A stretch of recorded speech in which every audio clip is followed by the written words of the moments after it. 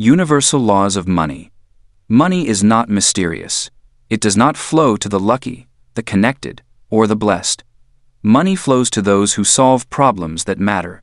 This is the first and most fundamental law of wealth creation, and understanding it will change everything about how you approach earning. Think of money as a receipt. Every dollar you earn is proof that you delivered value to another human being. The size of that receipt depends on three factors: how painful the problem was, how urgently it needed solving, and how much the person could afford to pay for the solution. This is the foundation formula that governs all income. Most people have this backwards. They focus on what they want to earn instead of what problems they can solve. They chase opportunities based on their own needs rather than the needs of others. This approach leads to frustration, inconsistent income, and the constant feeling of being broke. When you flip this perspective and start with problems first, everything changes. 1. The law of value. Money follows problems you solve. Consider the baker who wakes before dawn to provide fresh bread for the morning rush, the doctor who studies for years to heal the sick, the teacher who shapes young minds. Each receives money in direct proportion to the value they create for others. The baker solves the problem of hunger and convenience. The doctor solves the problem of illness and pain. The teacher solves the problem of ignorance and missed potential. The beauty of this law is that problems are everywhere. Every frustration you experience, every inefficiency you notice, every complaint you hear, represents a potential income stream. The key is learning to see these problems through the lens of value creation rather than personal annoyance. But not all problems are created equal. Some problems are minor irritations that people will tolerate indefinitely. Others are urgent pains that demand immediate attention and justify significant investment. The most profitable problems share three characteristics. They cause real pain, they require urgent resolution, and they affect people with the means to pay for solutions. Pain is the emotional cost of the problem. When someone cannot sleep because of worry, cannot work because of inefficiency, or cannot grow because of limitations, they experience pain. The greater the pain, the more they will pay to eliminate it.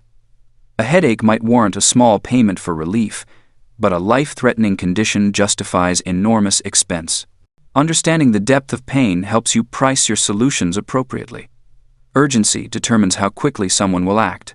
A problem that can be postponed indefinitely generates little immediate income. A problem that demands immediate attention creates buying behavior.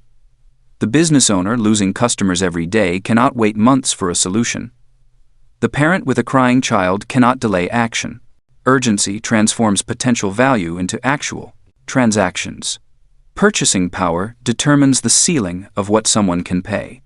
The most painful, urgent problem in the world generates no income if the sufferer lacks resources. This does not mean you should only serve the wealthy, but it does mean you must understand the financial capacity of those you aim to help. A solution that costs more than someone can afford is not truly a solution for them. The formula becomes clear. Pain multiplied by urgency multiplied by purchasing power equals price. High scores in all three areas create premium pricing opportunities. Weakness in any area limits your earning potential. This explains why some professions command higher compensation than others and why some businesses thrive while others struggle. Many people make the mistake of falling in love with solutions before understanding problems. They create products, services, or offers based on what interests them rather than what the market needs. They optimize features and capabilities without considering outcomes and results. This approach leads to beautiful solutions for problems that do not exist or do not matter enough to justify payment. The most successful value creators become students of problems. They listen more than they speak. They observe patterns of frustration and inefficiency. They ask questions that reveal the true cost of inaction. They understand that behind every complaint lies a potential opportunity. Start by examining the markets and industries you already understand. Your professional experience, personal interests, and natural talents give you insights that others lack. You can spot problems and evaluate solutions in ways that outsiders cannot. This insider knowledge is your competitive advantage in creating value. Look for problems that people are already trying to solve. If they are spending time, money, or energy on inadequate solutions, you have found fertile ground. The existence of poor solutions proves market demand while revealing opportunities for improvement.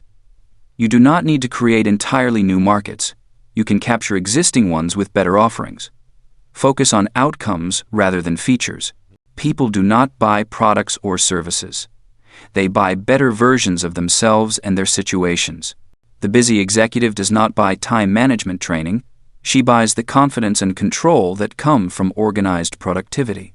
The struggling business owner does not buy consulting. He buys the growth and stability that expert guidance provides. Always connect your solution to the end result that matters most. Test your understanding before you invest heavily in development. Speak with people who experience the problem you want to solve. Ask them to describe their current situation, the cost of continuing without a solution, and what a successful resolution would mean to them. Their words will reveal whether you have identified a real opportunity or simply an interesting idea. The market will tell you the truth about your value proposition if you know how to listen. People vote with their wallets, and their purchasing decisions reveal their true priorities.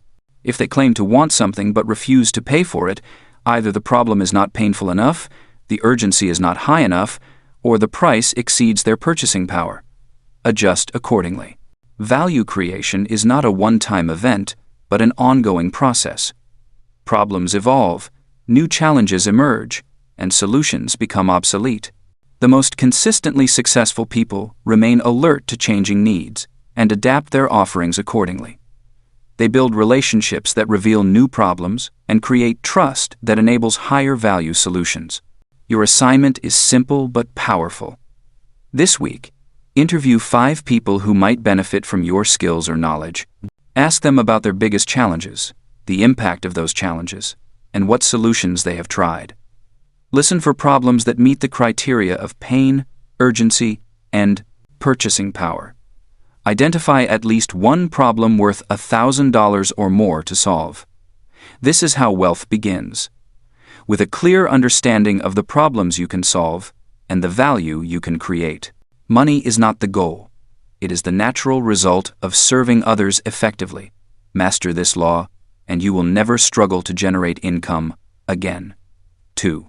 The law of leverage: work once, earn repeatedly. Sarah worked 16-hour days for 3 years straight. She was talented, hard-working, and completely exhausted. Despite her efforts, she barely made enough to cover her expenses each month. Meanwhile, her friend Marcus seemed to work half the hours yet earned triple the income. The difference wasn't talent or luck. Marcus understood something Sarah didn't: the power of leverage. Most people trade time for money in a direct exchange. 1 hour of work equals 1 hour of pay. This creates a cruel prison where your income is forever capped by the hours in your day. No matter how skilled you become or how hard you work, there are only 24 hours available to you. The wealthy know a different secret. They've learned to make their efforts multiply, creating systems where 1 hour of work can generate income for months or even years. Leverage is the great equalizer. It's what allows a single person to compete with entire corporations. What enables someone working from their kitchen table to out-earn executives in corner offices. When you understand leverage, you stop being a prisoner of your own schedule and start building assets that work while you sleep. There are 4 fundamental types of leverage available to anyone willing to learn them. Each operates on the same principle: invest effort once, receive benefits repeatedly. The key is recognizing which type fits your situation and having the courage to shift from immediate gratification to long-term wealth building. The first lever is capital, which most people understand as money working for money. When you have accumulated enough resources, you can invest them in ways that generate returns without your direct involvement. Your money goes to work while you focus on other pursuits. However, capital leverage requires having money to begin with, which creates a chicken and egg problem for most people starting their wealth journey. The second lever is people, which means building teams that can execute your vision while you focus on higher-level activities. Instead of doing everything yourself, you delegate tasks to others who can often perform them better and faster than you could. This frees up your time to work on activities that only you can do, typically the most valuable parts of any endeavor. Many people resist this form of leverage because they believe no one else can do things as well as they can. But this mindset keeps them trapped in linear income patterns. The third lever is code, which encompasses any form of automation or software that can replicate your efforts. This doesn't necessarily mean becoming a programmer, though that's certainly one path. It means identifying repetitive tasks in your work and finding ways to systematize or automate them. Every time you create a template, build a system, or establish a process that others can follow, you're using this form of leverage. The fourth lever is media, which is your ability to create content that reaches many people simultaneously. When you write something valuable, record a helpful video, or share insights that solve problems for others, that single effort can benefit hundreds or thousands of people. Media leverage has become incredibly powerful because the tools for creation and distribution are now available to everyone. The beauty of these leverage types is that they compound when combined. Someone who understands people leverage can build a team to create media, which can then generate capital to invest in automated systems. The wealthy typically use all four types simultaneously, creating multiple streams of leveraged income that reinforce each other. Understanding leverage requires shifting your thinking from immediate results to long-term systems. When Sarah finally grasped this concept, she stopped taking on every client project that came her way, and instead spent 3 months creating a comprehensive guide that solved a common problem in her industry. That guide now sells automatically through her website, generating income every month without requiring additional time from her. She worked once but continues to earn repeatedly. The biggest mistake people make with leverage is trying to implement all forms at once. This leads to scattered efforts and mediocre results. Instead, choose one type of leverage that aligns with your current skills and situation. If you're naturally good with people, start building a small team. If you enjoy teaching and explaining concepts, begin creating educational content. If you notice repetitive tasks in your work, focus on systematizing and automating those processes. Another common pitfall is abandoning leverage attempts too early. Building leveraged income takes time and often shows no immediate results. The guide Sarah created took 3 months to produce and sold only 2 copies in its first week. She was tempted to give up and return to client work, but she persisted with marketing and improving the product.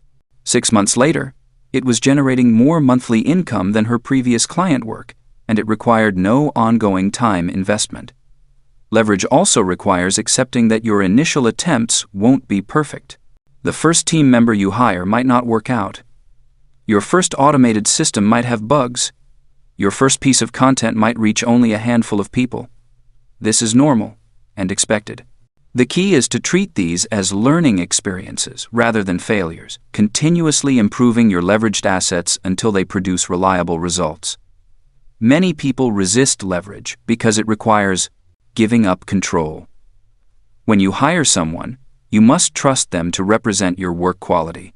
When you create automated systems, you must accept that they won't handle every possible scenario perfectly. When you publish content, you must be willing to receive criticism and feedback. This discomfort is the price of escaping linear income, and it's a price worth paying. The most successful people combine immediate income with long-term leverage building. They don't stop all their regular work to build leveraged assets, because that creates financial pressure that often forces abandonment of the leverage project. Instead, they allocate a portion of their time and energy to building leverage while maintaining their current income sources.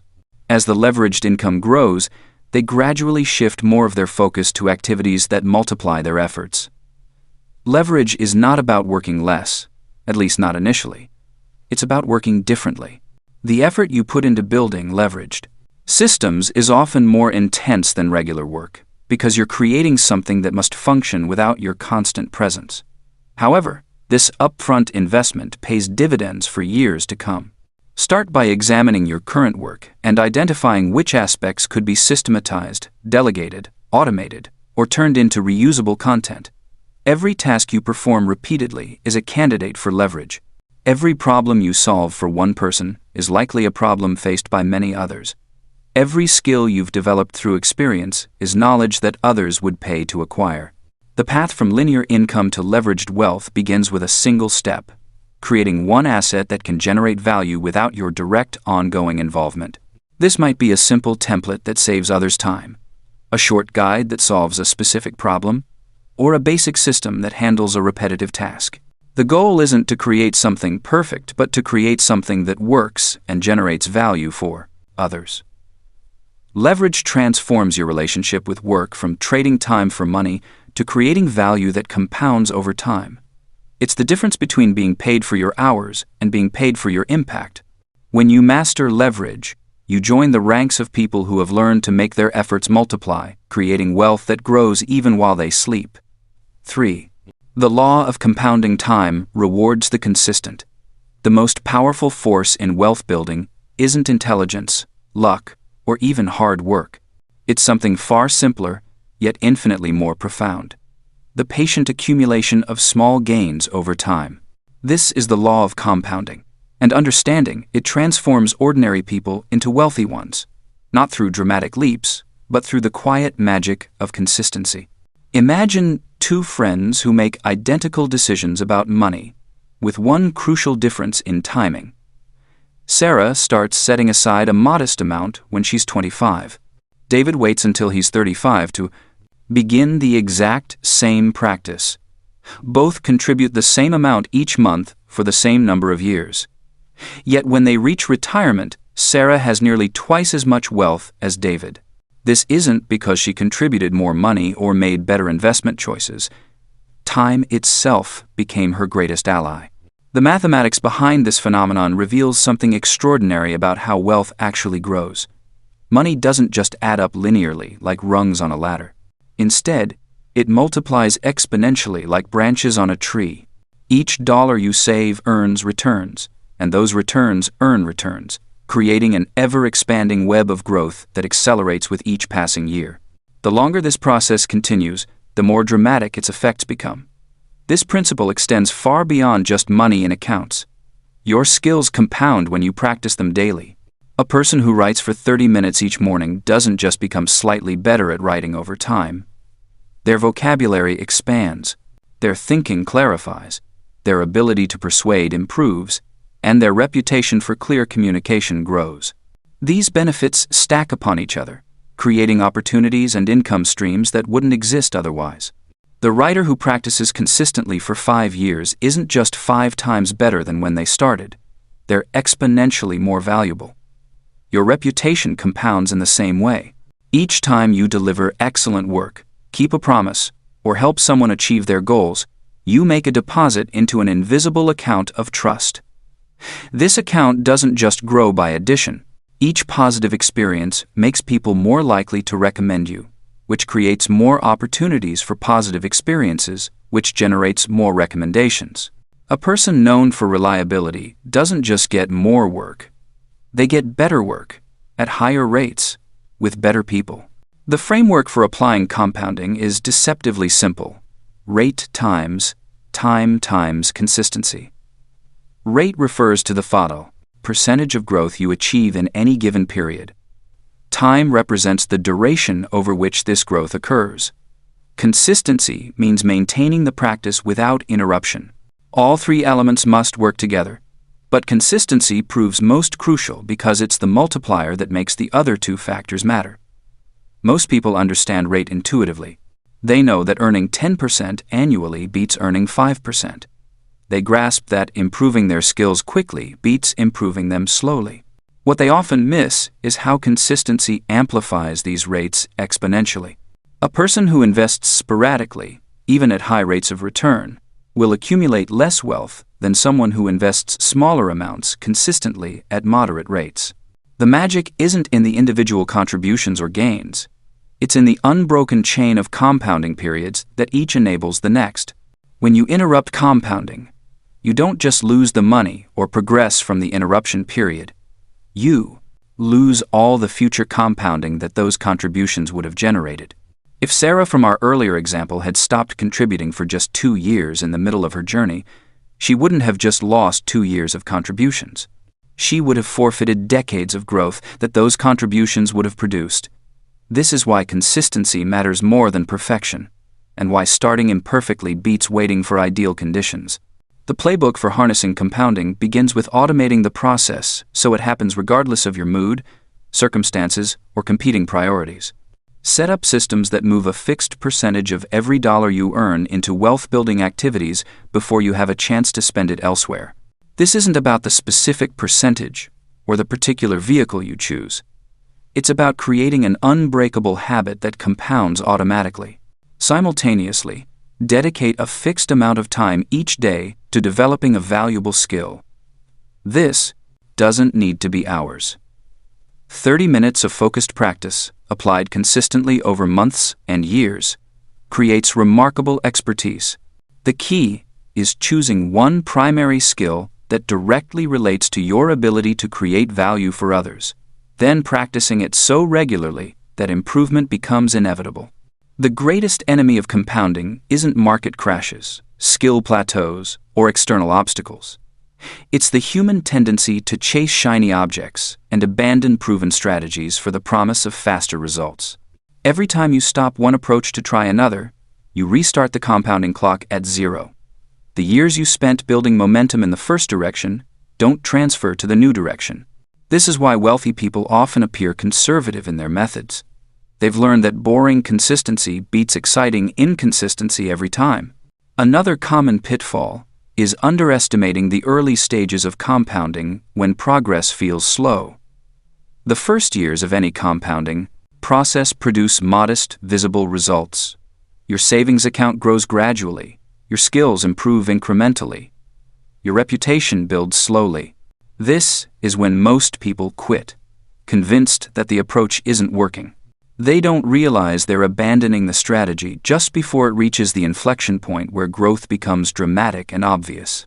Compounding requires faith in processes you cannot see, producing results you cannot yet imagine.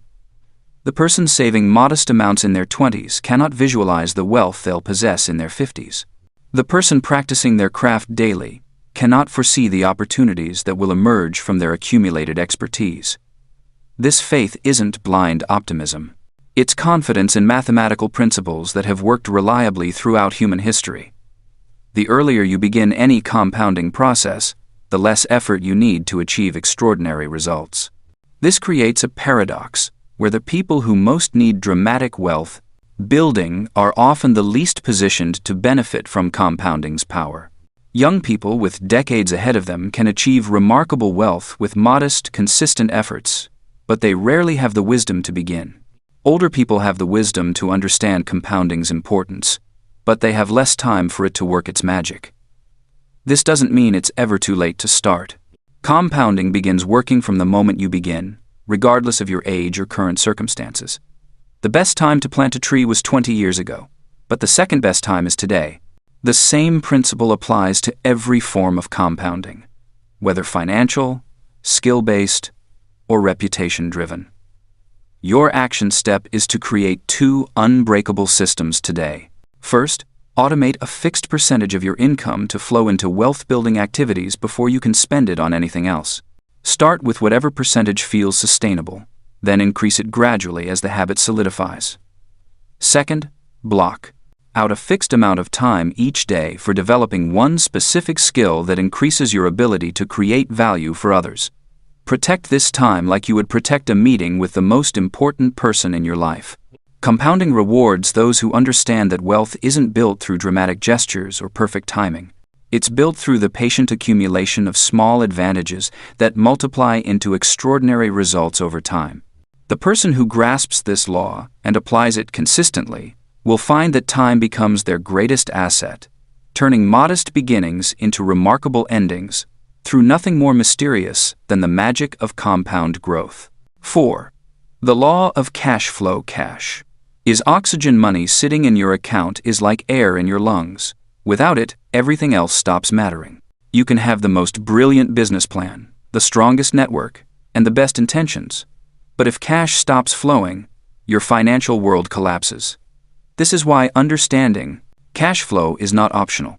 It is the difference between surviving and thriving, between stress and peace, between dependency and freedom. Most people confuse profit with cash flow, and this confusion destroys more financial dreams than any market crash ever could.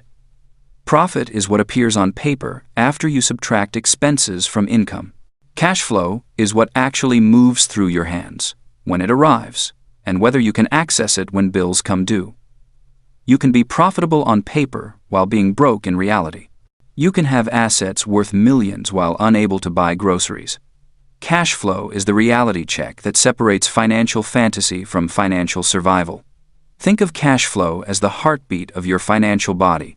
Just as your heart pumps blood to keep every organ functioning, cash flow pumps money through every aspect of your financial life. When blood flow stops, organs shut down. When cash flow stops, bills go unpaid, opportunities disappear, and stress takes over. But when cash flow is strong and steady, everything else becomes possible. You sleep better, you think clearer, you take better risks because you are not desperate. The fundamental truth about cash flow is simple. Money coming in must exceed money going out, and you must have reserves for when the rhythm gets disrupted. This sounds obvious, yet most people violate this principle daily. They spend tomorrow's income today. They assume next month's payment will arrive on time. They treat their checking account like a bottomless well instead of a finite resource that needs constant attention and protection. The framework for mastering cash flow follows a natural hierarchy. Income must exceed expenses, expenses must leave room for buffers, and buffers must exist before you fund growth or luxuries. This is not about being cheap or fearful. This is about being unbreakable. When you have positive cash flow and strong reserves, you make decisions from strength instead of desperation.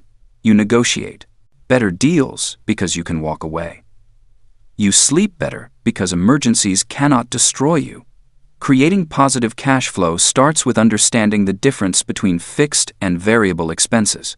Fixed expenses are the bills that show up, whether you work or not: rent, insurance, basic utilities, minimum loan payments. These are your survival costs, the baseline amount you need every month to keep your life functioning. Variable expenses are everything else: entertainment, dining out, shopping, travel, hobbies. Variable expenses are where you have control and where cash flow is won or lost. The secret to bulletproof cash flow is keeping your fixed expenses as low as possible while maximizing the gap between total expenses and income. This gap is your breathing room, your cushion against uncertainty, your foundation for building wealth. Every dollar of gap gives you options. Every dollar spent beyond necessity takes options away. This is why successful people often live below their means even when their means are substantial. They understand that lifestyle inflation is the enemy of cash flow, and cash flow is the enemy of being broke. Building strong cash flow requires creating what you might call a money management system that works automatically. The simplest and most effective approach is the account separation method. Instead of letting all your money pile up in one account where spending decisions happen by impulse, you create separate accounts for different purposes and divide your income among them as soon as it arrives. The basic structure involves 5 accounts: income, bills, buffer, freedom, and fun. Your income account receives all money you earn and acts as the distribution center. From there, money automatically flows to the other accounts based on predetermined percentages. The bills account covers all fixed expenses and has enough buffer to handle timing mismatches between when bills arrive and when income comes in. The buffer account accumulates money for emergencies and unexpected opportunities. The freedom account builds your long-term wealth through investments and assets. The fun account handles entertainment and discretionary spending without guilt or stress. The power of this system is that it makes good cash flow decisions automatic while making bad decisions harder. When your fun account is empty, you know immediately that additional spending will hurt your financial foundation. When your buffer account reaches your target amount, you know you have achieved a new level of financial security. When money flows smoothly through the system month after month, you build confidence and momentum that compounds over time. The percentages you use depend on your situation, but a starting framework might allocate 50% to bills and necessities, 20% to your buffer until it reaches 6 months of expenses, 20% to your freedom account for long-term wealth building, and 10% to fun and discretionary spending. These percentages will evolve as your income grows and your buffer reaches comfortable levels. But the principle remains constant. Separate your money by purpose and automate the allocation. Building a buffer account deserves special attention because this is where cash flow security lives. Your buffer is not an investment account trying to maximize returns. It is an insurance policy against life's inevitable surprises and opportunities. The goal is to accumulate enough money to cover 6 months of expenses, kept in accounts that you can access quickly without penalties or delays. This might seem like a lot of money earning little return, but the return is not financial, it is psychological and strategic. When you have a 6-month buffer, you cannot be broken by job loss, medical bills, car repairs, or economic downturns. You negotiate from strength because you are not desperate. You sleep better because you know you can handle whatever comes. You think more clearly about long-term decisions because short-term pressures do not cloud your judgment. The buffer account transforms you from someone who reacts to financial emergencies into someone who has time and options to respond wisely. One of the biggest threats to positive cash flow is lifestyle creep, the tendency to increase spending as income increases. This happens so gradually that most people do not notice until they realize they are living paycheck to paycheck despite earning more than ever. The antidote to lifestyle creep is conscious spending decisions and automatic systems that capture income increases before lifestyle has a chance to expand. Every time your income increases, decide immediately how much of that increase will go toward lifestyle improvements versus cash flow improvements. A reasonable approach might be to allocate 50% of any income increase to your current lifestyle and 50% to your financial foundation through increased buffer contributions, freedom account, funding, or debt reduction. This way you can enjoy the fruits of earning more while simultaneously strengthening your financial position. Another major cash flow killer is financing depreciating assets, particularly cars and consumer goods.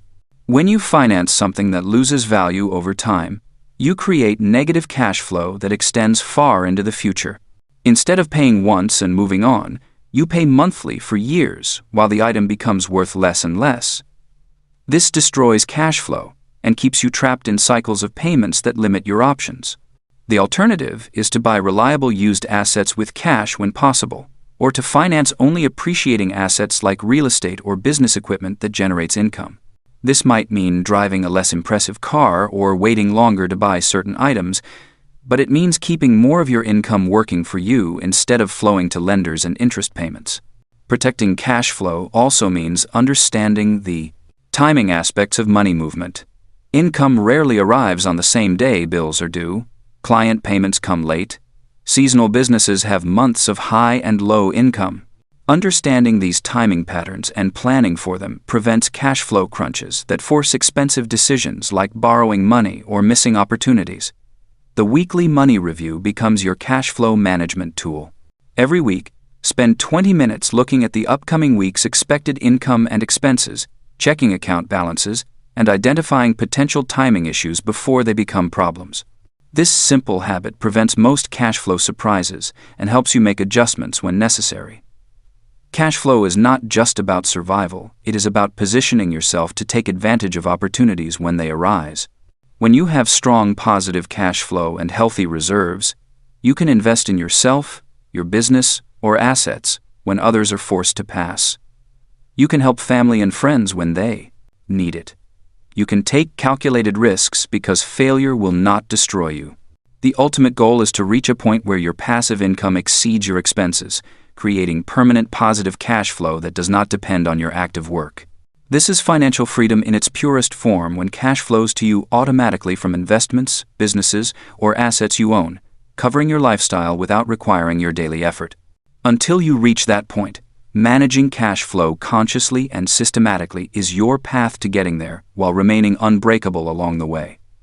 Cash flow is not about being perfect, it is about being prepared. Unexpected expenses will happen. Income will sometimes fall short. The difference between financial success and failure is not avoiding these situations, but having systems and reserves in place to handle them without derailing your progress. Strong cash flow gives you the resilience to weather storms and the flexibility to seize opportunities, making you truly unbreakable in any economic environment. 5. The law of asymmetry: cap downside, chase upside. The greatest fortunes in history were not built by people who played it safe. They were built by those who understood a fundamental truth about money that most people never grasp. The secret is not to avoid all risk, but to structure your risks so that when you lose small, and when you win enormous. This is the law of asymmetry, and it separates the wealthy from the perpetually struggling. Most people approach money backwards. They put their largest bets on sure things that offer modest returns, and they avoid anything that seems uncertain, even when the potential upside could change their life forever. They save every penny in accounts that barely keep up with inflation, then wonder why they never get ahead.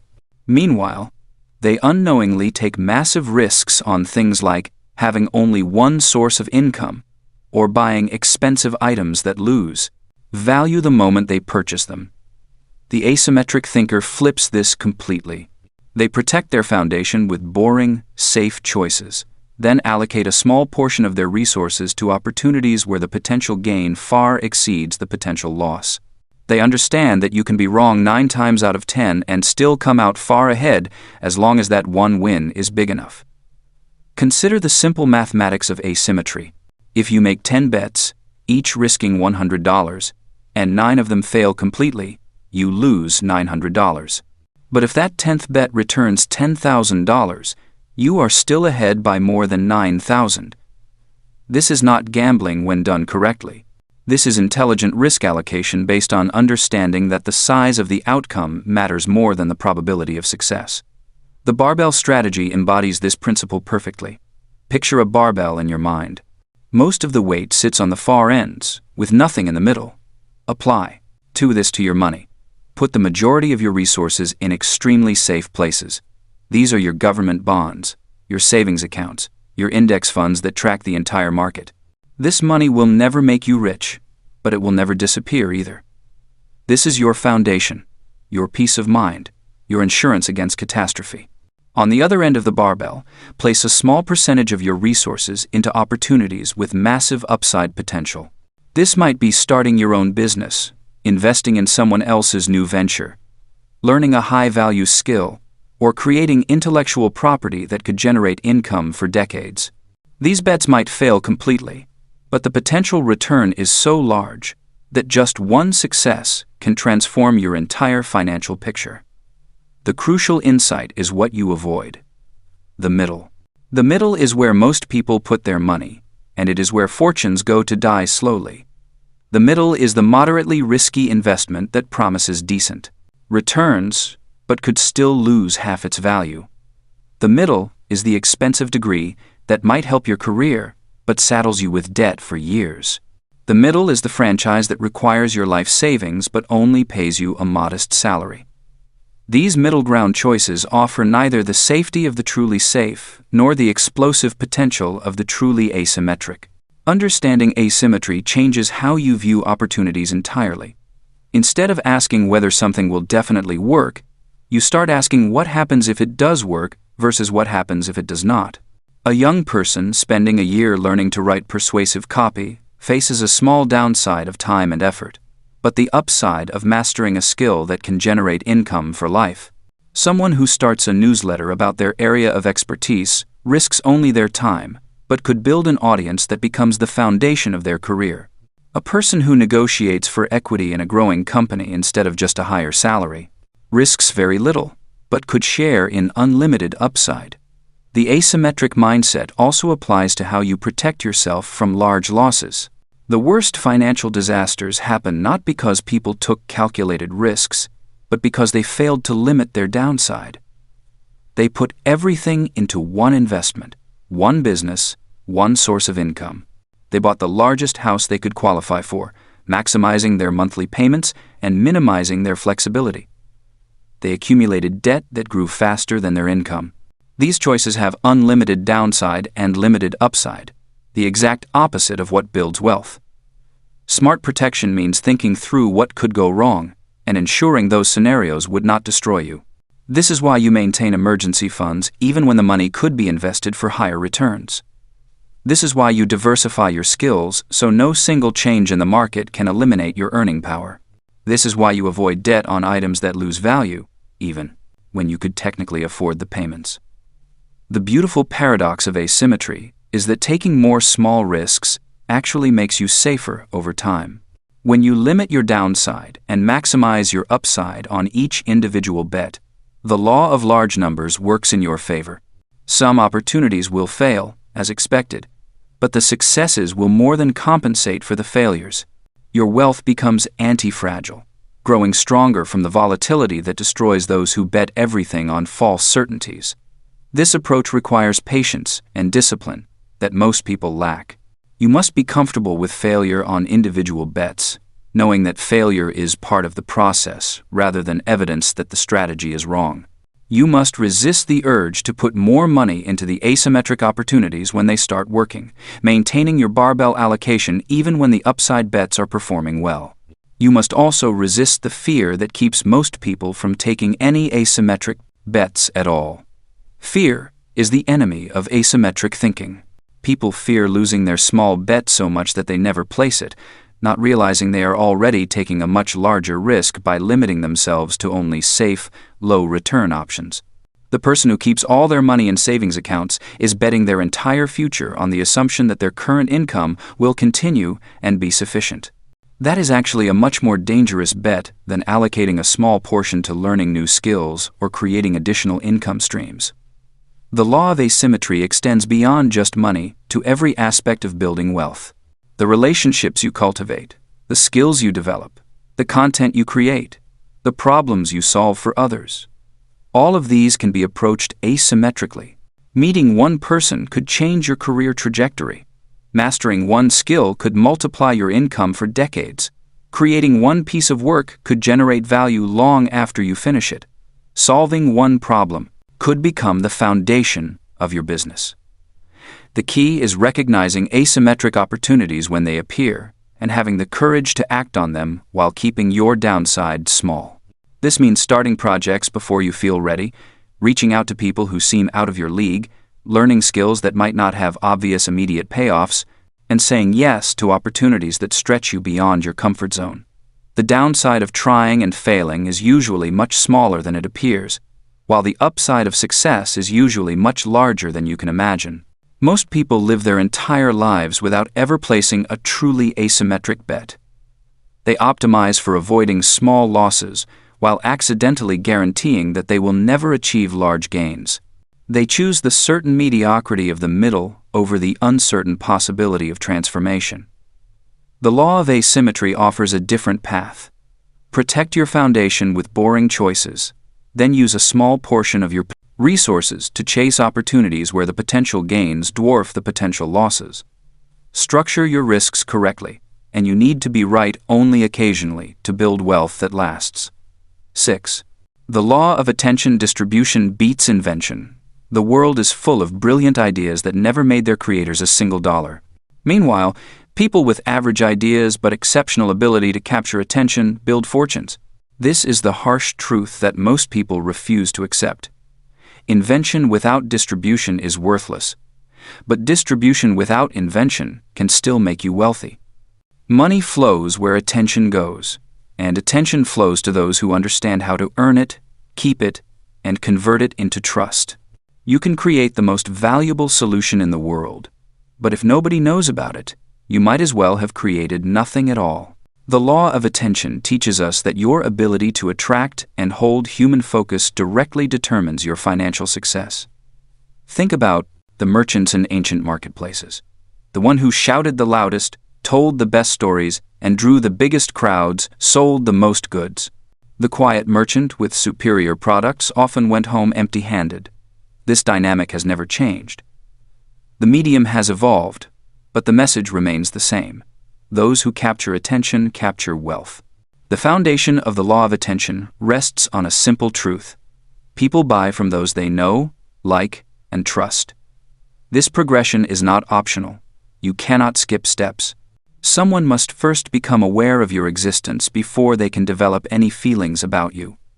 They must like what they see before they will trust you with their problems. And they must trust you before they will trust you with their money. The pathway from stranger to customer follows this exact sequence.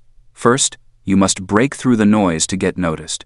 In a world where thousands of messages compete for every person's attention each day, being seen requires intention and skill. You cannot simply exist and hope people find you. You must actively earn their focus through value, consistency, and relevance to their lives. Once you have their attention, you must transform it into genuine liking. People buy from those they enjoy being around, even when the interaction happens through written words or recorded videos. Your personality, your approach to problems, and your way of communicating either attracts or repels potential customers. Those who learn to be genuinely likable while remaining authentic create a powerful competitive advantage. The final step transforms liking into trust and trust into sales. Trust develops when people see consistent evidence that you can deliver on your promises. Every interaction either builds or erodes this trust. Every piece of content either demonstrates your competence or reveals your limitations. Trust is the bridge between attention and money. The challenge most people face is treating all attention as equal. They celebrate when strangers notice them, but not all attention creates wealth. The attention of people who cannot afford your solutions or do not have the authority to buy them is worthless from a financial perspective. The attention of those who need what you offer and have the means to pay for it is priceless. This is why the most successful people focus their attention-getting efforts like a laser beam. They identify exactly who needs their solutions, where those people spend their time, and what messages will resonate with them.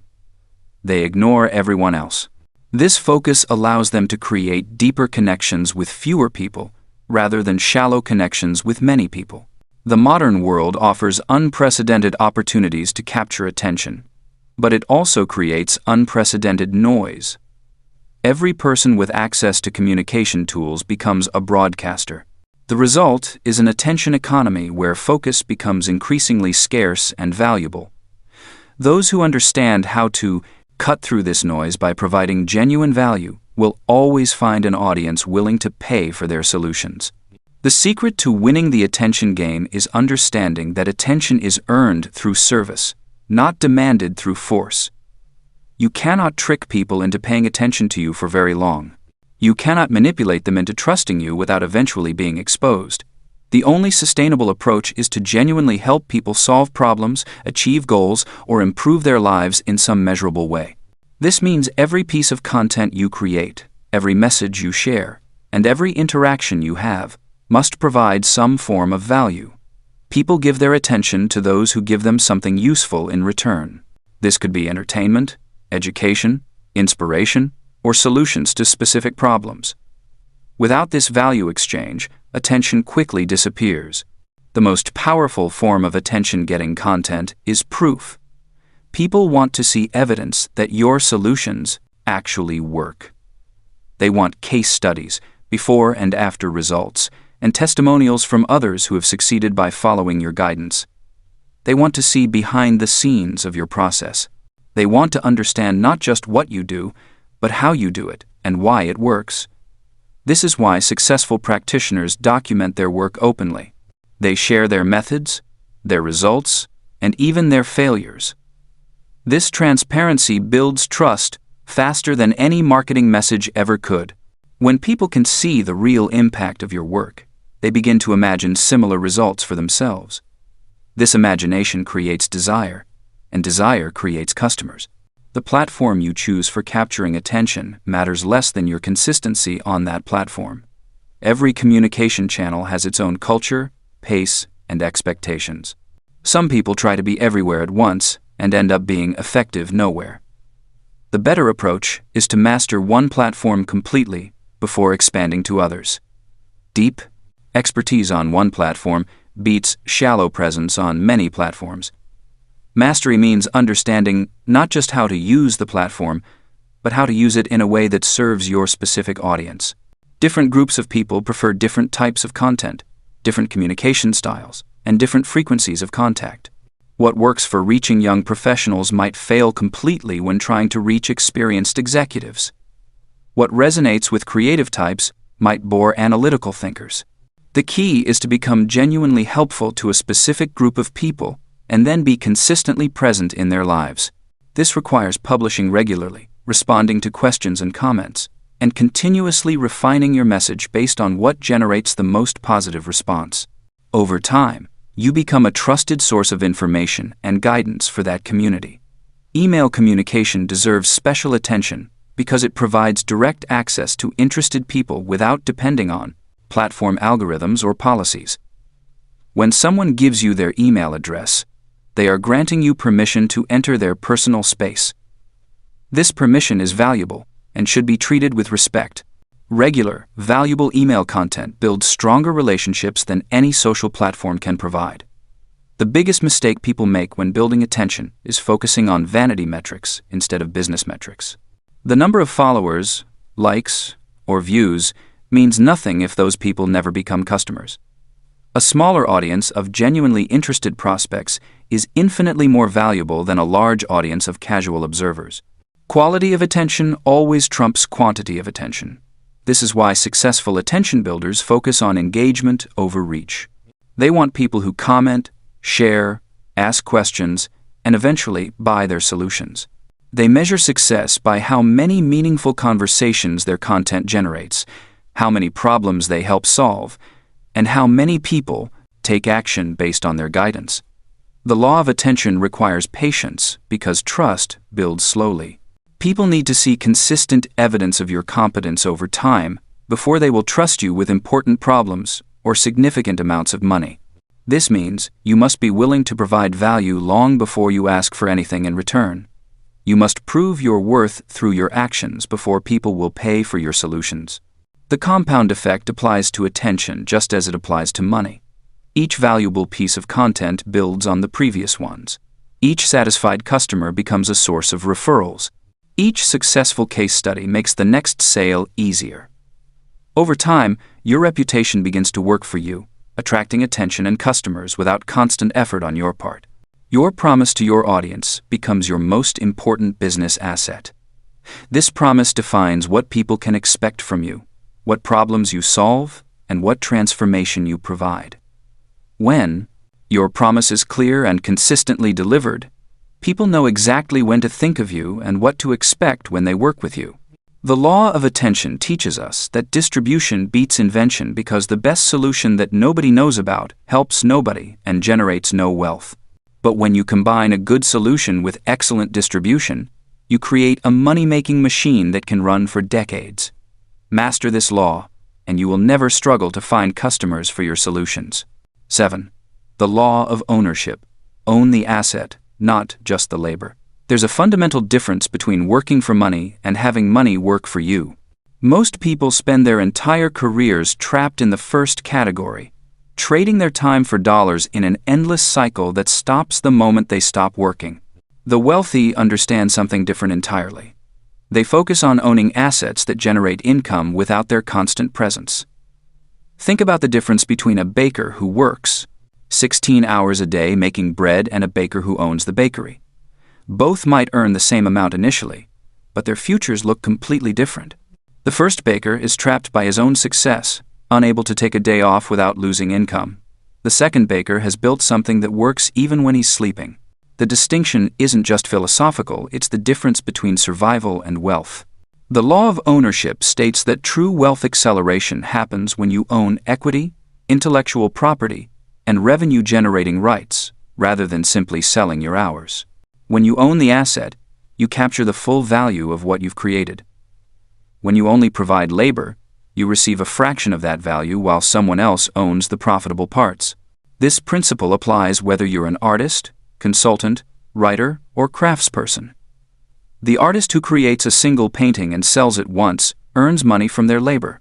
The artist who creates a design and licenses it to be printed on products worldwide owns an asset that generates ongoing royalties. Same creative ability, completely different financial outcome.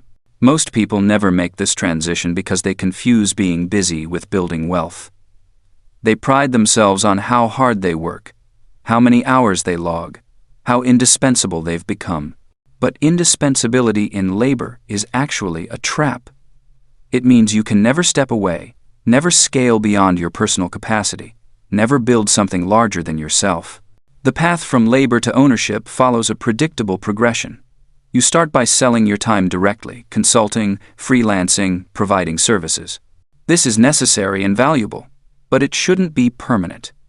The money you earn from labor should fund your transition to the next level, premium services where you charge more for specialized expertise. From premium services, you move to productized offerings.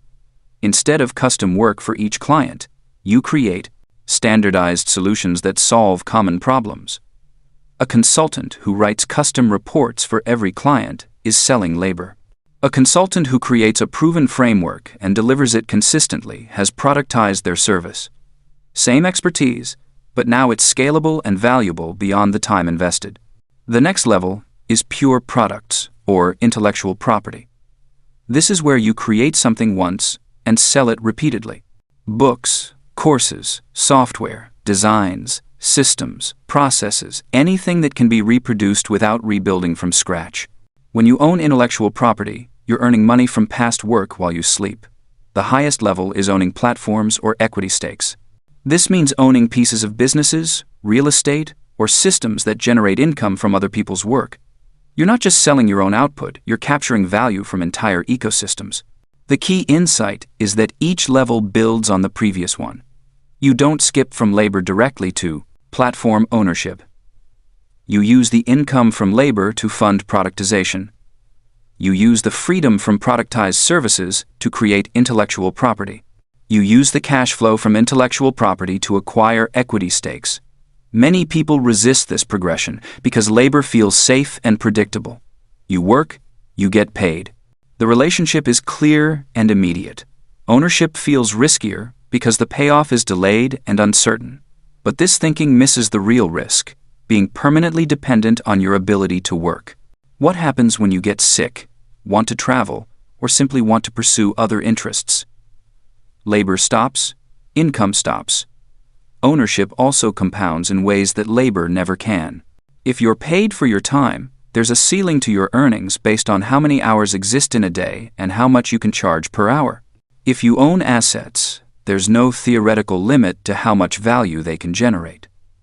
They can be working 24 hours a day, serving customers around the world, generating income that far exceeds what you could earn personally. The transition requires changing how you think about your work. Instead of asking, "How can I do this task better?" start asking, "How can I create a system that does this task?" Instead of, "How can I serve this client perfectly?" ask, "How can I solve this type of problem in a way that helps many people?" This shift often means saying no to immediate income in favor of building long-term assets. It might mean turning down a high-paying consulting project to focus on creating a product that could serve hundreds of clients. It requires patience and faith that the eventual payoff will exceed the short-term sacrifice. Negotiating ownership stakes is another critical skill. When you work with others, always explore opportunities to earn equity or revenue shares in addition to or instead of flat fees. If you're helping someone build their business, negotiate a piece of the upside. If you're creating something valuable for a company, retain rights to use similar work elsewhere. The most successful people understand that their ultimate goal isn't to become highly paid employees of their own businesses. They want to become owners who collect profits from assets they've built. This requires thinking like an investor in your own work, constantly asking whether each project builds toward ownership or just generates immediate cash. Property rights are crucial here. Always clarify who owns what you create. If you build a system, process, design, or piece of content, make sure you retain the rights to use it in other contexts. Don't give away ownership of valuable assets in exchange for temporary income. The psychological shift is as important as the practical one. You have to believe that your ideas, systems, and creations have ongoing value beyond the moment you deliver them. Many people undervalue their intellectual property because they focus on the cost of creation rather than the value of the solution. Ownership takes many forms. You might own the copyright to something you've written, the trademark to a brand you've built, the patent to a process you've developed, or shares in a business you've helped create. The common thread is that these assets can generate income without your ongoing labor. The law of ownership transforms your relationship with work from survival to wealth building. Instead of constantly hustling for the next paycheck, you're systematically building a portfolio of assets that work on your behalf. The goal isn't to eliminate work entirely, but to choose work because you find it meaningful rather than because you need the money to survive. This law works regardless of your starting point or industry. The principles apply whether you're building a consultancy, creating art, developing software, or providing any other service. The key is recognizing that your ultimate product isn't your labor, it's the valuable assets that labor can create. 8. The law of systems make wealth automatic. Your willpower is finite, but your systems can be infinite. Every morning you wake up with a limited reserve of mental energy, and by evening, that reserve is depleted. If building wealth depends on making perfect decisions with tired minds and competing priorities, you will fail. The people who consistently build wealth understand a fundamental truth. Systems beat willpower every single time. Think about the wealthiest people you know or have heard about. They do not wake up each day wondering whether they should save money, invest profits, or track their expenses. These decisions were made once, years ago, when their minds were clear and their intentions were strong. They built systems that automatically move money where it needs to go, track what needs to be measured, and execute the behaviors that create wealth. Their money works while they sleep because they designed it that way. The law of systems states that wealth becomes inevitable when you remove human error, emotion, and forgetfulness from your financial life. Instead of relying on motivation or memory, you create automatic processes that handle your money according to predetermined rules. You design once and benefit forever. Consider how your body operates. You do not consciously decide to make your heart beat or your lungs breathe. These systems run automatically, keeping you alive without any effort on your part. Your wealth building must operate the same way. When money comes in, it should automatically flow to the right places without you having to think, decide, or remember. Most people approach money management like a daily emergency. Bills arrive and they scramble to pay them. They earn money and it sits in one account until they remember to do something with it. They know they should save and invest, but they wait until the end of the month to see what is left over. This approach guarantees financial stress and mediocre results because it fights against human nature instead of working with it. Human nature is predictable. We procrastinate on tasks that are not immediately urgent. We spend money that is easily accessible. We make emotional decisions when we are tired or stressed. We forget our long-term goals when faced with short-term desires. Systems account for all of these tendencies and work around them. The foundation of any wealth system is automatic money movement. On the day your income arrives, predetermined percentages should immediately flow to specific accounts without your involvement. Before you even see the money, your future self has been paid, your obligations have been covered, and your safety has been secured. This is not a suggestion or a goal, it is a requirement for building wealth. Start with a simple 5-account system. The first account receives all of your income. This is your distribution hub, not your spending account. From here, money automatically moves to 4 other accounts based on percentages you set once and never change. 20% goes to your future self through investments and wealth building. 20% goes to a buffer account for emergencies and unexpected opportunities. 30% covers your necessary expenses and obligations. The remaining 30% is yours to spend on whatever brings you joy or comfort. The specific percentages matter less than the automation.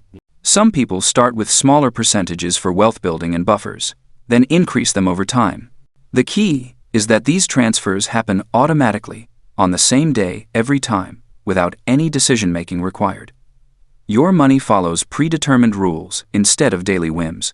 But systems extend beyond just moving money around.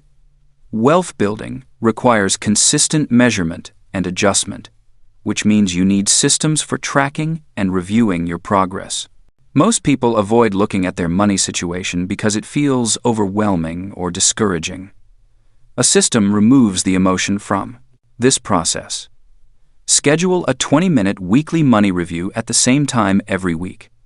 During this review, you look at the same numbers in the same order every time.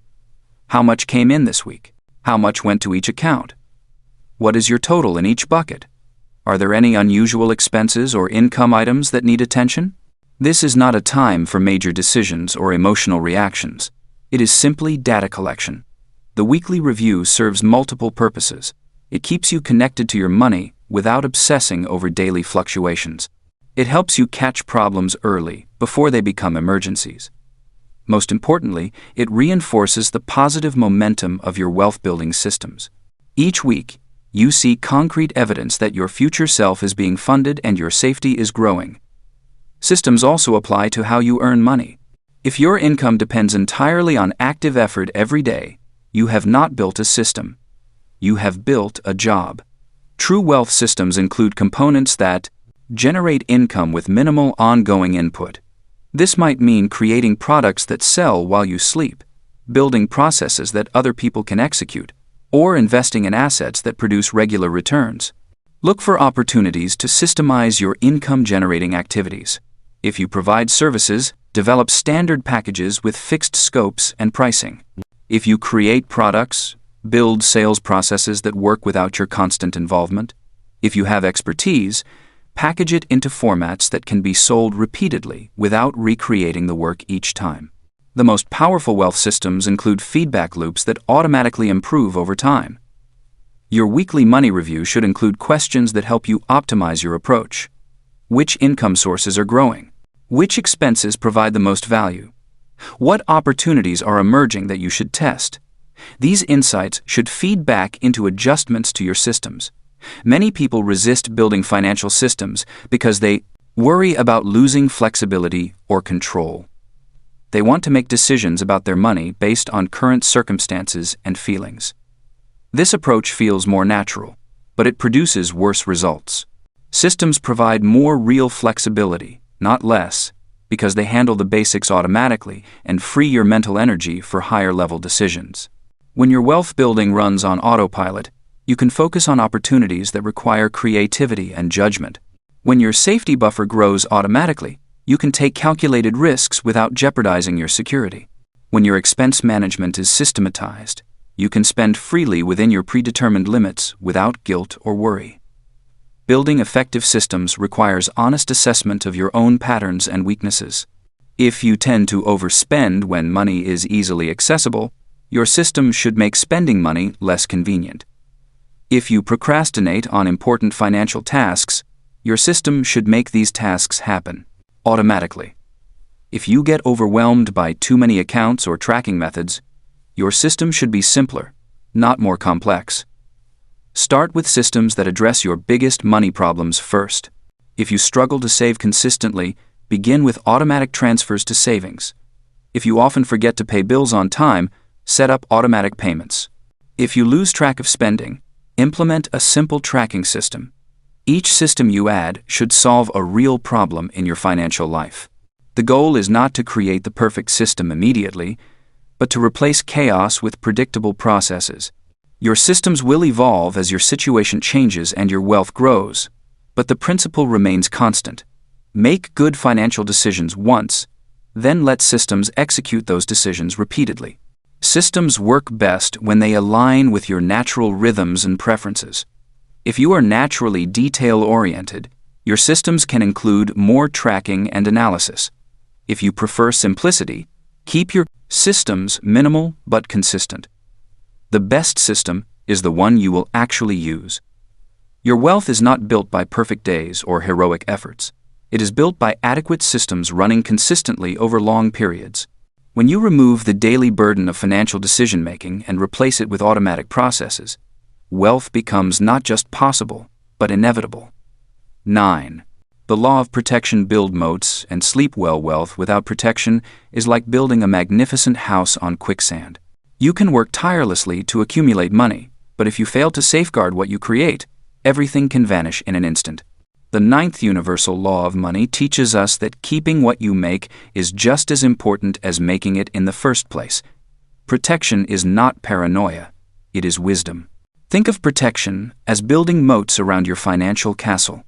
In medieval times, castles had multiple layers of defense: outer walls, inner walls, moats filled with water, and watchtowers to spot threats from afar. Your wealth requires the same multi-layered approach. You must defend against the modern threats that can drain your resources: excessive obligations, unexpected disasters, legal challenges, and the silent thief of poor planning. The first layer of protection begins with legal structures. When you operate without proper legal boundaries, you expose everything you own to unnecessary risk. Your personal assets become entangled with your business activities, creating a web of vulnerability that can destroy decades of careful accumulation.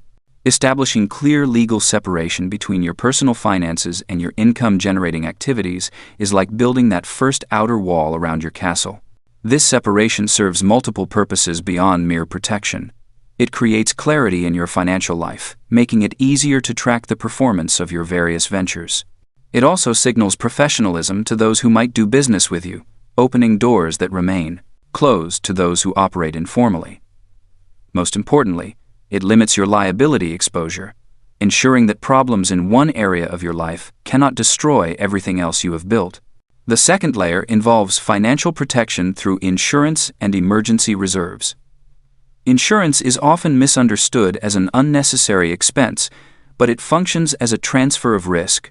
You pay a small, predictable amount to avoid potentially catastrophic losses.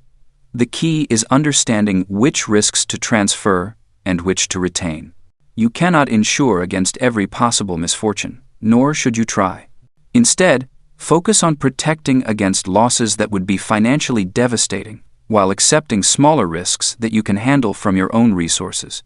Disability insurance deserves special attention because it protects your most valuable asset, your ability to generate income.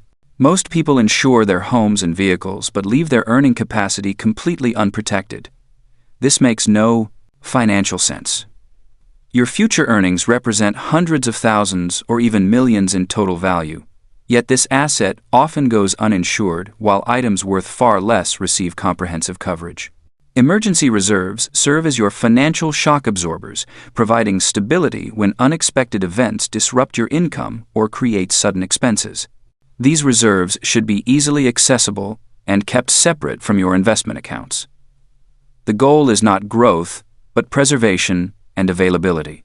When crisis strikes, you want certainty, not market volatility affecting your emergency funds. The third layer focuses on digital security, which has become increasingly critical in our interconnected world. Your financial accounts, business systems, and personal information represent attractive targets for those who would steal what you have worked to build. Simple precautions can prevent most attacks, yet many people remain vulnerable through poor password practices and inadequate security measures. Strong, unique passwords for each account form the foundation of digital protection. Using the same password across multiple accounts creates a single point of failure that can compromise everything at once. Two-factor authentication adds another barrier that stops most unauthorized access attempts. Regular monitoring of your accounts helps detect problems early when they are easier to resolve. The fourth layer involves planning for obligations to governing authorities.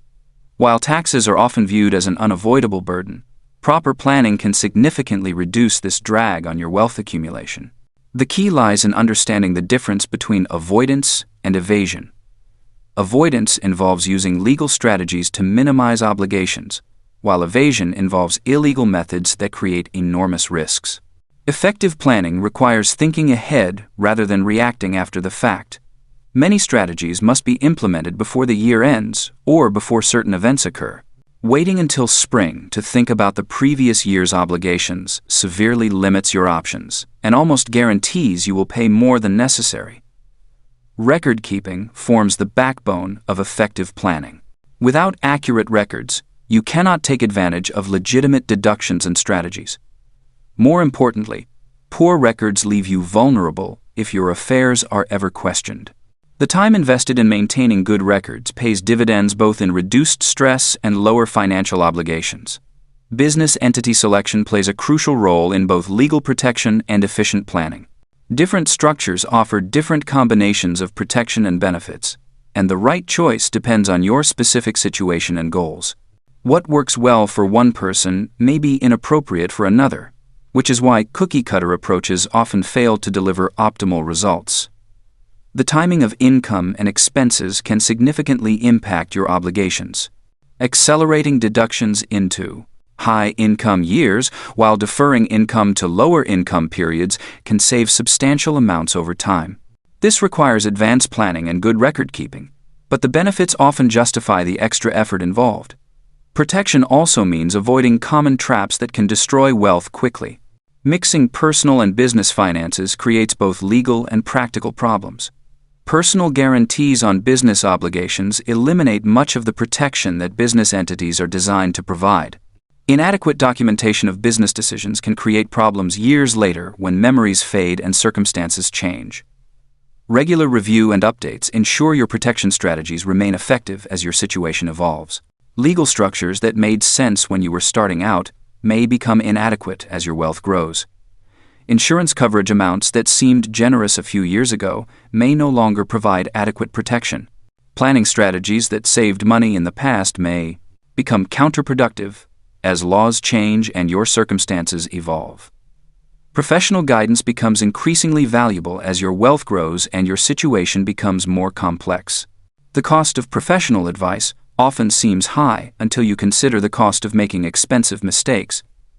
Good advisors pay for themselves by helping you avoid problems and identify opportunities you might otherwise miss. Building effective protection requires balancing costs against benefits. Perfect protection is impossible and would be prohibitively expensive even if it were achievable. The goal is reasonable protection that allows you to sleep well at night without spending so much on protection that you have nothing left to protect. This balance point is different for everyone and changes over time as circumstances evolve. Protection is not a one-time activity, but an ongoing process that requires attention and maintenance. Like the physical maintenance required to keep a house in good condition, financial protection requires regular review and occasional updates to remain effective. The time and money invested in proper protection pays dividends in peace of mind and preserved wealth over the long term. The law of protection teaches us that wealth preservation is just as important as wealth creation. By building proper moats around your financial castle, you ensure that what you work so hard to build will be there when you need it most. 10. The law of skills stacking become unignorable. The world pays extraordinary premiums for people who can do what most cannot. But here's the counterintuitive truth about becoming irreplaceable. You don't need to be the absolute best at any single skill. You need to be the only person who can do what you do, and that happens when you combine good skills in ways that create rare value. Think of skills like ingredients in a recipe. Salt alone is common and cheap. Flour by itself feeds no one. But combine salt, flour, yeast, and water with the right technique, and you create bread that people will pay for every day. Your skills work the same way. Marketing is common. Writing is common. Psychology is common. But someone who understands all three and can craft persuasive messages that move people to action? That person commands attention and compensation far beyond what any single skill would warrant. This is the law of skills stacking, and it operates on a simple principle. Rare combinations create pricing power. When you're one of 1,000,000 people who can do something, you compete on price and availability. When you're one of 100 people who can do something, you compete on quality and relationships. When you're the only person who can do exactly what you do, you set the terms entirely. The mathematics of skill combination work in your favor dramatically.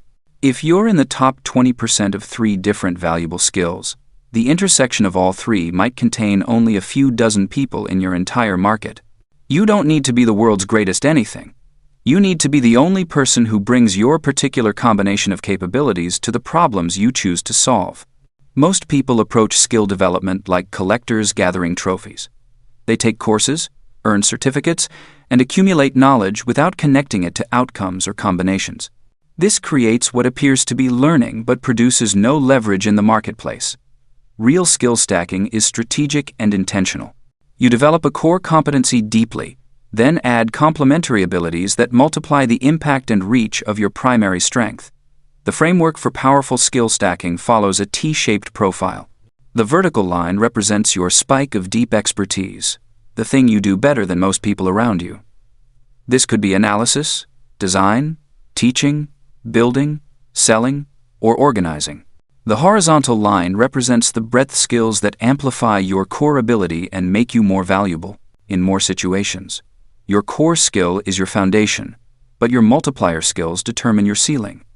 A talented teacher who can also write clearly and understand technology can reach thousands instead of dozens. A skilled builder who can also estimate costs and communicate with clients can command premium rates and steady referrals. A sharp analyst who can also present findings persuasively and understand business context becomes indispensable rather than replaceable. The key is choosing complementary skills that create compounding effects rather than random additions. If your core strength is technical problem solving, adding communication skills makes you exponentially more valuable because you can translate complex solutions into terms that decision makers understand.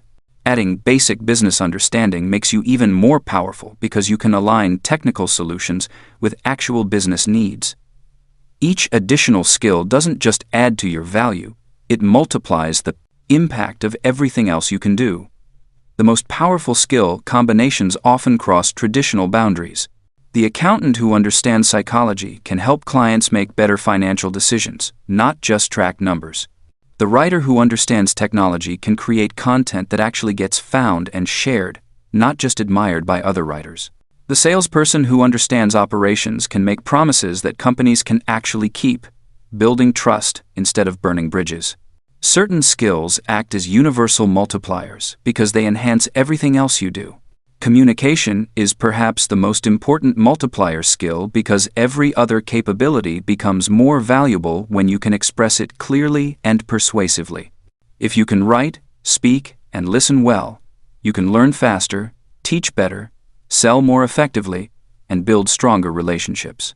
These compound benefits mean that time invested in communication skills pays dividends across every other area of your professional life. Negotiation is another universal multiplier that most people avoid learning because it feels confrontational or manipulative. But negotiation at its core is simply the ability to create agreements that work for everyone involved. Whether you're discussing project scope, payment terms, resource allocation, or partnership structures, the ability to find solutions that serve multiple interests makes you someone people want to work with rather than work around. Technology literacy has become a multiplier skill in almost every field, not because everyone needs to become a programmer, but because understanding how systems work and how to use tools effectively can automate routine tasks and amplify human judgment. The professional who can set up simple workflows, analyze data in spreadsheets, and communicate effectively through digital channels can accomplish more in less time while delivering better results. The timing of skill development matters enormously. Many people try to learn everything at once or jump randomly between interests without developing anything deeply enough to create value. The most effective approach is to establish credibility and income with your core skill first. Then strategically add complementary abilities that expand your opportunities and impact. Your core skill should be something you can already monetize, or something with a clear path to monetization within months, not years. This provides the foundation of confidence and cash flow that allows you to invest in additional capabilities without desperation or time pressure. Once your primary ability generates reliable income, you can afford to experiment with additions and combinations without risking your security. The selection of additional skills should be guided by the problems you want to solve and the people you want to serve, not by what seems interesting or impressive. If your clients consistently need help with something adjacent to your main offering, developing that capability might be more valuable than pursuing an unrelated skill that seems more exciting. Market feedback should guide your skill development as much as personal interest. Practice and feedback loops determine whether skill development translates into marketplace value. Knowledge without application remains theoretical. The most effective way to develop new capabilities is to find small, real projects where you can practice while creating value for others. This creates the repetition necessary for improvement, while generating evidence of your growing competency.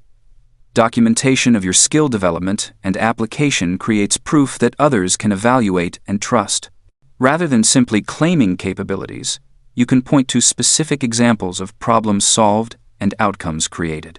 This evidence becomes part of your professional story and helps others understand how your unique combination of skills might serve their needs. The compound effect of skills means that early investments continue paying dividends for years or decades. The communication skills you develop today will enhance every future skill you learn and every relationship you build. The foundational business understanding you gain will help you evaluate opportunities and make decisions throughout your career. The systems thinking you practice will help you see patterns and connections that others miss. Skills stacking is ultimately about creating your own category rather than competing in someone else's. When you're the marketing person who also understands data analysis, you're not competing with all marketing people or all analysts. You're competing with the much smaller group of people who can do both well. When you add a third relevant skill, your competitive set becomes smaller still. Eventually, you become the obvious choice for specific types of problems because no one else brings your particular combination of capabilities. The goal is not to become a generalist who knows a little about everything, but to become a specialist in solving specific types of problems that require multiple skills working together. This creates sustainable competitive advantage because skills take time to develop and combinations take even longer to master. Someone might learn one of your skills quickly, but recreating your entire stack requires the same investment of time and deliberate practice that you made.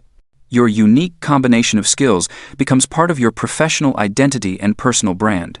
Instead of describing yourself by a job title that thousands of others share, you can describe yourself by the specific problems you solve and the particular way you solve them. This clarity helps the right opportunities find you and helps you recognize which opportunities align with your capabilities and goals. The law of skills stacking rewards the patient and strategic. Building valuable skill combinations takes time, but the investment compounds indefinitely. The rare combinations you create today become the foundation for the opportunities, relationships, and income that will define your future. Every skill learned and every connection made between skills increases your ability to create value that others cannot easily replicate. Choose your next skill not because it seems interesting, but because it will multiply the impact of what you already do well. Practice it in real situations where the stakes matter enough to drive improvement, but not so high that failure creates major problems. Document your progress and results so others can see your growing capabilities. Over time, your unique stack will become your greatest professional asset and your most reliable path to being unignorable in your chosen field. 11. The law of networks. Wealth compounds through people. Every fortune was built with help from others. Behind every breakthrough stands a web of relationships that made it possible. The wealthy understand a fundamental truth. Money flows through networks of people who know, like, and trust each other. Your ability to create lasting wealth depends not just on what you know or what you do, but on who you know and who knows you. This is not about using people or collecting business cards at events. True networking is about becoming genuinely useful to others and building relationships that create value for everyone involved. When you help others succeed, they remember. When you solve problems for your network, opportunities flow back to you in ways you could never predict or plan. Think of your network as a living investment that pays dividends forever. Unlike money in an account that earns a fixed return, relationships can create exponential returns. One introduction can change your life. One recommendation can open doors that seemed permanently closed. One collaboration can multiply your income by 10. The person you help today may become the key to your biggest opportunity tomorrow. The mathematics of networks work in your favor. If you know 100 people well, and each of them knows 100 others, you have potential access to 10,000 opportunities. But this only works if your relationships are genuine and reciprocal. People must see you as someone who adds value to their lives, not someone who only reaches out when they need something. Building a valuable network starts with giving before you receive. Look for ways to help others succeed without expecting immediate returns. Make introductions between people who should know each other. Share opportunities that might benefit someone in your network, even if they don't benefit you directly. Celebrate the wins of others publicly. Offer your skills and knowledge freely when someone faces a challenge you can help solve. Document your value as you give it. Keep track of the introductions you make. the problems you solve, and the doors you open for others. This is not about keeping score in a petty way, but about understanding your impact and building confidence in your ability to help. When you can see the concrete value you create for others, you will feel more comfortable asking for help when you need it. The most successful people in any field are often the best connectors. They become known as the person who knows everyone and can make things happen. This reputation is incredibly valuable because it draws people to you. Others will seek you out, share opportunities with you first, and think of you when they need something done. You become a hub in the network rather than just another node. Quality matters more than quantity in building your network. A few dozen strong relationships will serve you better than hundreds of weak connections. Strong relationships require investment. You must stay in regular contact, remember important details about people's lives and goals, and continue providing value over time. This means fewer relationships, but deeper ones that create more opportunities. Regular communication keeps relationships alive. Schedule time monthly to reach out to people in your network with no agenda other than staying connected. Share something interesting you learned, ask about a project they mentioned, or simply check in on how they are doing. These small touches maintain the relationship between larger interactions and keep you present in their minds when opportunities arise. Create reasons for your network to stay engaged with you. Host regular calls or meetings where people can share challenges and opportunities. Send periodic updates about interesting developments in your field. Share resources, articles, or insights that others in your network would find valuable. The key is providing ongoing value that gives people reasons to pay attention to what you are doing. When you do need help from your network, be specific about what you need and make it easy for others to help you.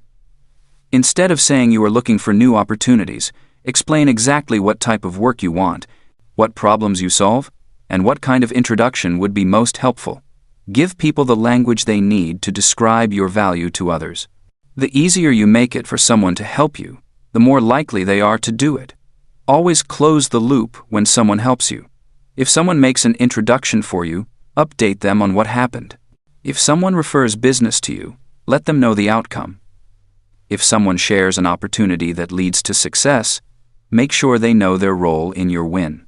People who see the positive results of helping you will be eager to help again and will recommend you more confidently to others.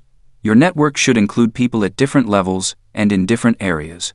Connect with peers who share your challenges and can offer mutual support. Build relationships with people who are further along in their journey and can provide guidance and opportunities. Also connect with people who are earlier in their development and whom you can mentor and support. Each group provides different types of value. Geographic diversity in your network creates more opportunities. While local relationships are important for many types of business, having connections in different cities, regions, or countries opens doors that would otherwise remain closed. Technology makes it easier than ever to maintain relationships across distances, so do not limit yourself to people you can meet in person. Industry diversity also expands possibilities. Some of your most valuable connections may come from completely different fields. A relationship with someone in a different industry can provide fresh perspectives, introduce you to new ways of thinking, and create unexpected collaboration opportunities. Many breakthrough innovations happen at the intersection of different fields brought together through relationships. Be patient with network building. Relationships develop slowly and produce returns unpredictably. You may help someone today and not see any benefit for years. But when the return comes, it often exceeds anything you could have earned from more direct forms of investment. The compound interest of relationships can create wealth that lasts for generations. Avoid the temptation to network only with people who can obviously help you today. The most valuable relationships often develop with people whose future potential is not immediately apparent. The person struggling in their first year of business may become a major success who remembers your early support. The young person just starting their career may rise to a position where they can create significant opportunities for you. Guard your reputation carefully within your network.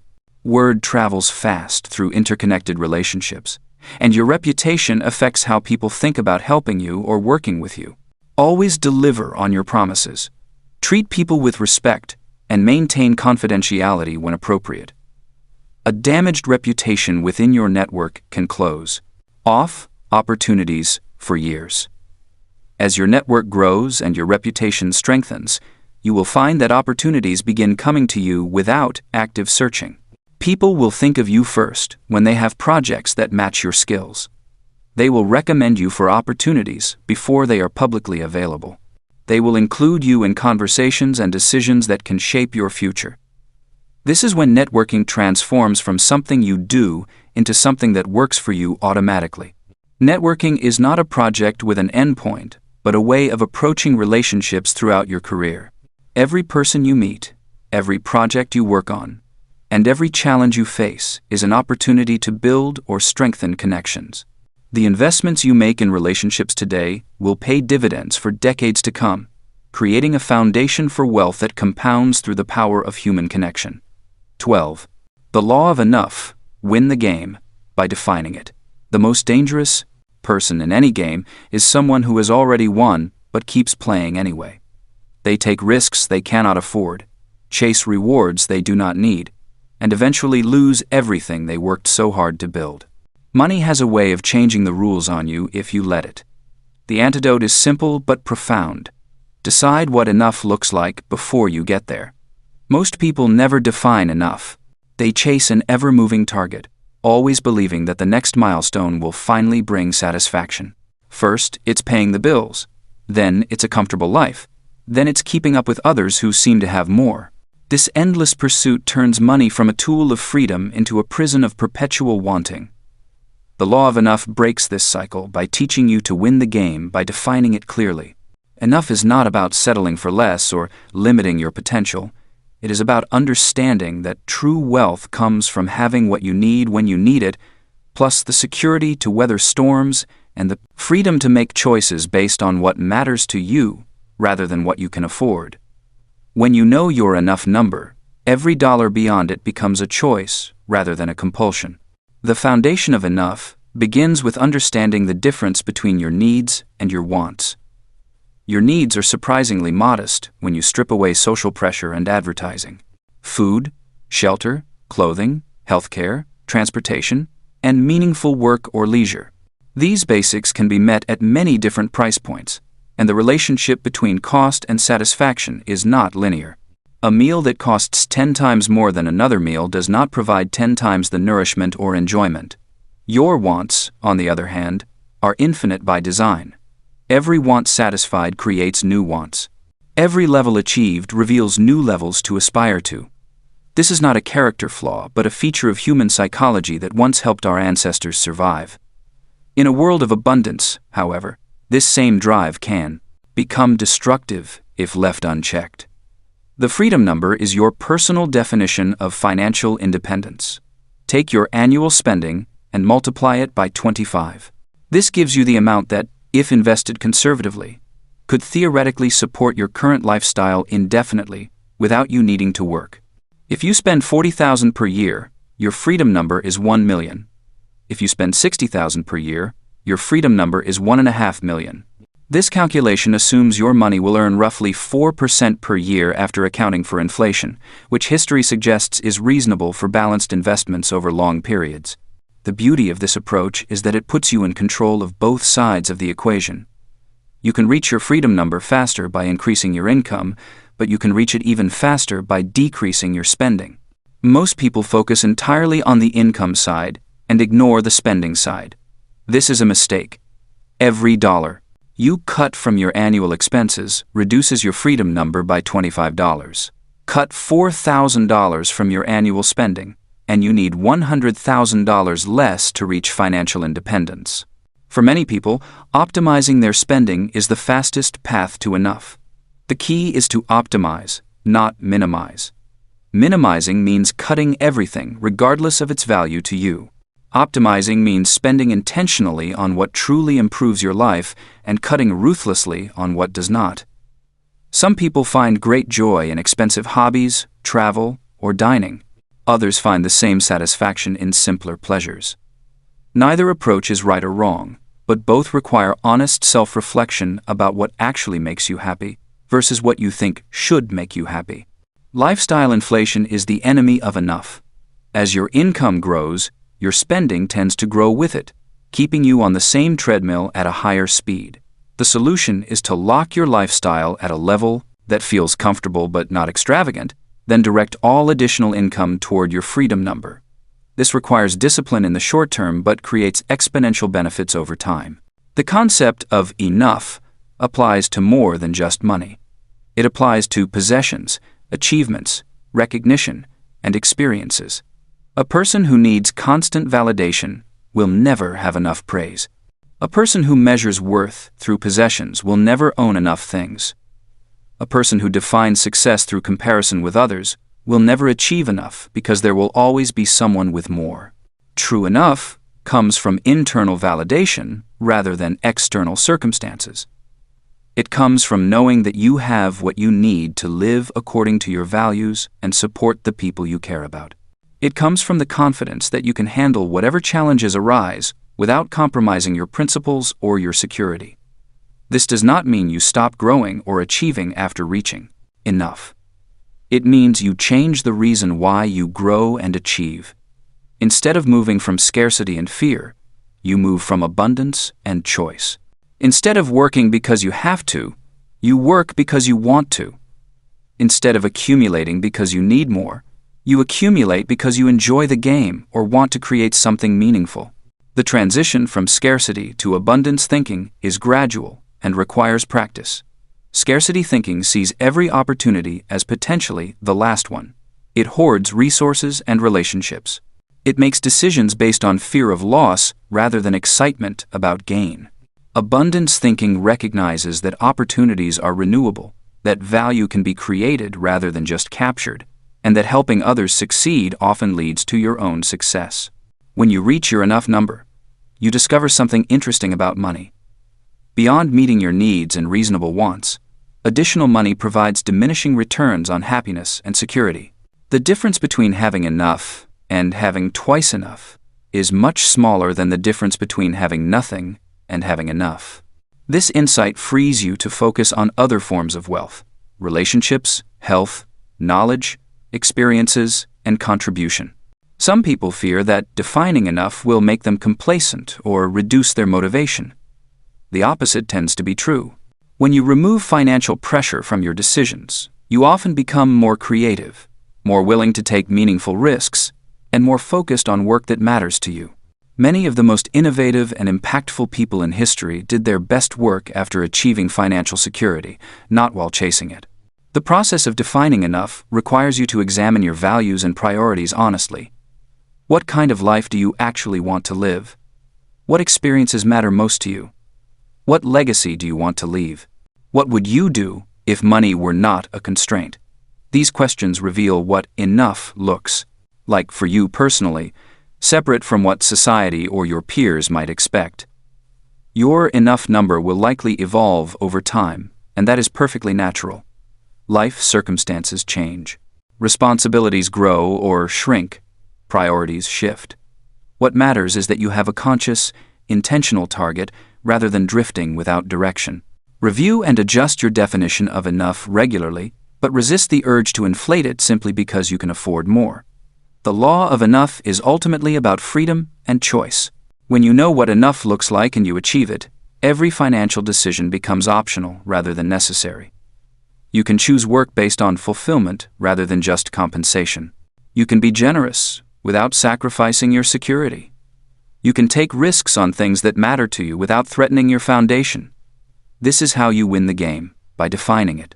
You set the rules, you decide what victory looks like, and you stop playing when you have won. Everything after that is bonus, and bonuses are always more enjoyable when they come from a position of choice rather than need. Never being broke again starts with knowing exactly how much is enough, then building the discipline and systems to reach that number while maintaining the wisdom not to go far beyond it, unless doing so serves a purpose greater than accumulation itself.